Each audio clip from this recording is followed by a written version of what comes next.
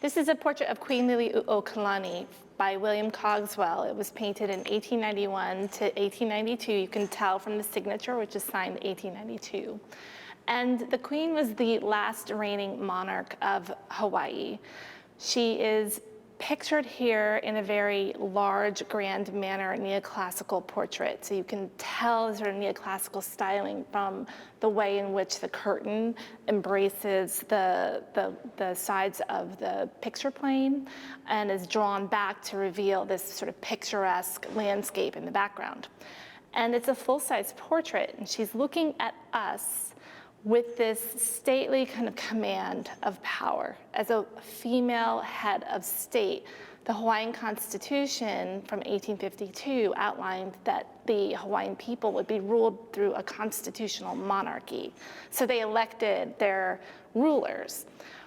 Her brother, David Kalakaua, died in 1891. And the Queen came into the Hawaiian throne at a very troubled moment in which Anglo businessmen who had settled in Hawaii since the 1820s had built up so much power, they were starting to take over the political landscape.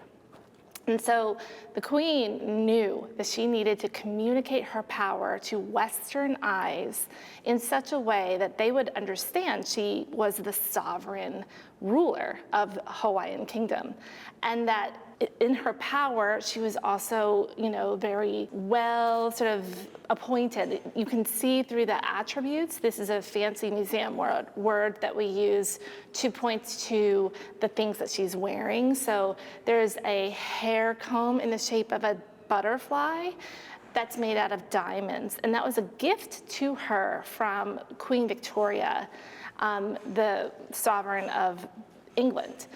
Only royalty would give other royalty such gifts like that. So that symbol of her own recognition as a sovereign ruler by another sovereign has made it into this portrait to attest to the Queen's rightful reign.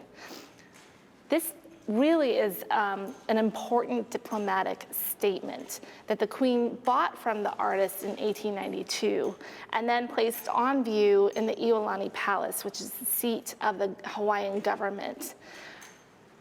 She was hoping that this portrait would make it very clear to those Anglo businessmen that Native Hawaiians were in charge, that she was in charge of her kingdom. But unfortunately, her kingdom was overthrown in 1893 with the support of Marines from the USS Boston. And this was a very difficult diplomatic situation from the United States point of view, as well as the Hawaiian point of view. But basically, the Queen and her people were outgunned. They had no arms. They had no ways to really defend themselves.